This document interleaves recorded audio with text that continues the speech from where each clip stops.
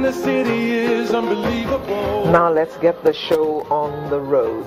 Many have complained about the drop in the standard of education in the country, but lately, there's a new concern being expressed, and it's about the level of sexually explicit material in children's books. Sexuality education is instructive on issues relating to human sexuality, including emotional relations and responsibilities, human sexual anatomy, sexual activity, sexual reproduction, age of consent, safe sex, birth control, and so on. Is this the kind of thing you want your children to be learning at 7, 8 years old? These are concerns that parents have these days. Now, we have in the studio guests who are going to help us look at the state of education as well as the content of what our kids are being taught in schools these days. It's my pleasure to welcome Professor Ngozi Osarere, who is Professor of Education at the University of Lagos. Morning. It's a pleasure. Thank you for coming. And on my left is a representative of the Association of Concerned Mothers, ASCOM, Chinelu Ojubong. Good morning. Morning. And we also have Dr. Dan Ekere, who's a lecturer, Department of Philosophy at the University of Lagos. Good morning. Good morning. Thank you for joining us. Now, let me begin with you, Professor. Everyone says that the standard of education has fallen. What would you say is responsible for that? And I think there are many, many things, but let's just, in a nutshell. Has the standard really fallen? You don't believe that? It's a relative term. You cannot say that the standard has fallen, because the workings of statistics that your 10-year-old can do, you can do it. True. And that child was taught in the school. You see, we try to look at education as a tiny, it should be a holistic thing. We cannot separate this and that. Just like when they say, this child didn't pass WASC.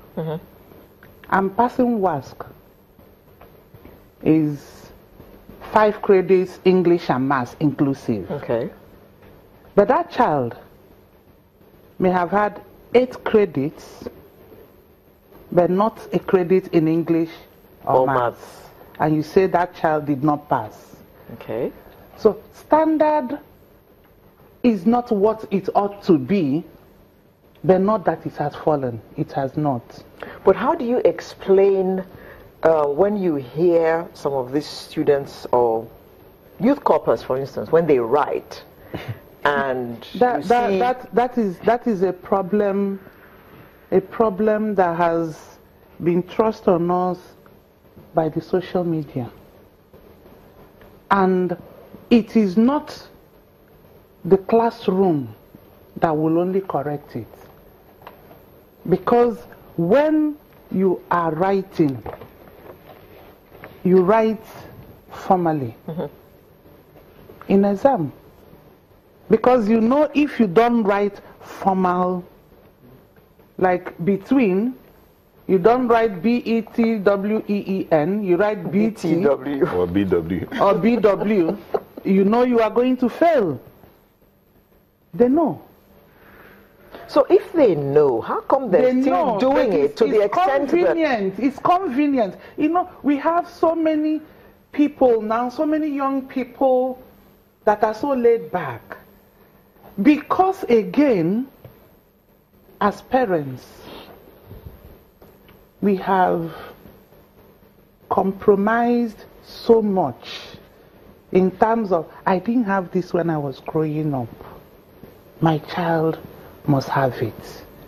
Irrespective of the fact that what you didn't have, not because your parents couldn't afford it, or maybe because it wasn't available then, But because you want to massage your present ego, how do you explain a 12-year-old coming to school with 100,000 naira cell phone? Can you just hold that thought, Professor? We need to take a break. We'll come back and we'll continue this discussion.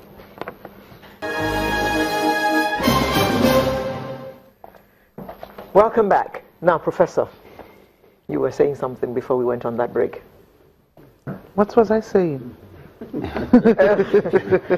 You're talking about standard of education and where we are. The standard of education. I was saying that is a relative thing. We cannot just conclude that because this child did not have 5 credits, including English and maths, that child didn't do well.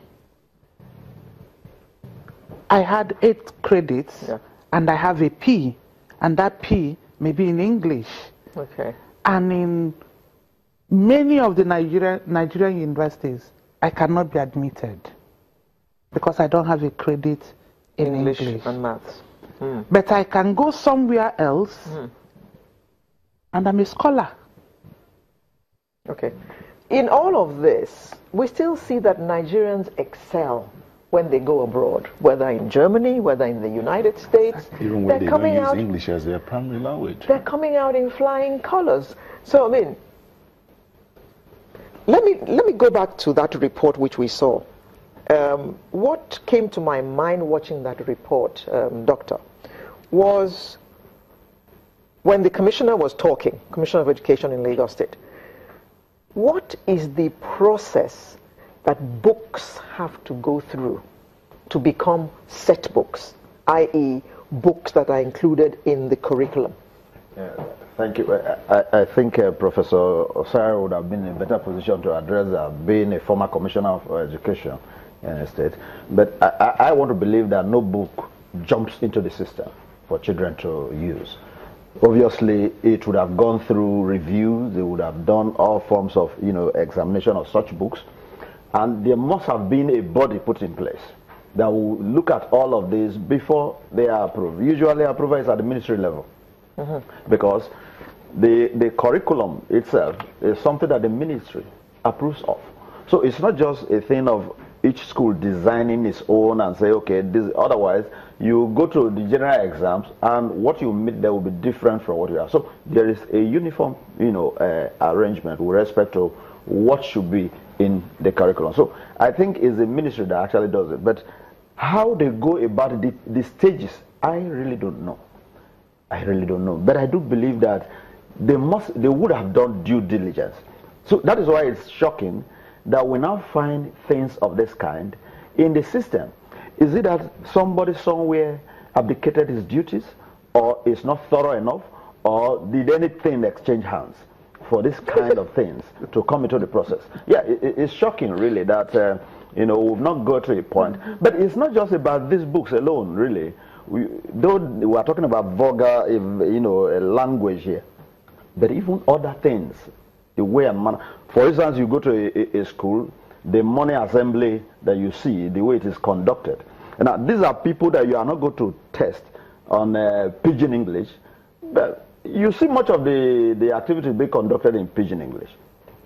In schools? Of course, when they do their morning, assembly, you hear set and dog for gota, macha. Those are the kind of, Yeah, I remember in school, we are still running a Western kind of education. And in my time, we used hymns, songs of praise, hymn books, and the rest. And these are the things we used to sing in the assembly. So the question of set and folly for gota, macha, never arose in that time. Now, when you breed people in this manner, what else will you be expecting? Okay. So the challenge really need to be looked at holistically. Okay. Okay.